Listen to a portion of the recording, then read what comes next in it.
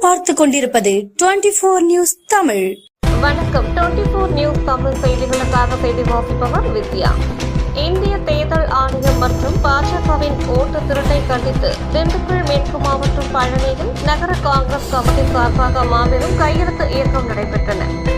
திண்டுக்கல் மாவட்டம் பழனி சின்ன பள்ளிவாசல் ஜும்மா தொழுகைக்கு பின் தேர்தல் ஆணையமும் பாஜகவும் இணைந்து செய்த வாக்கு திருட்டு மோசடியை கண்டித்து மாபெரும் கையெழுத்து இயக்கம் நடைபெற்றது.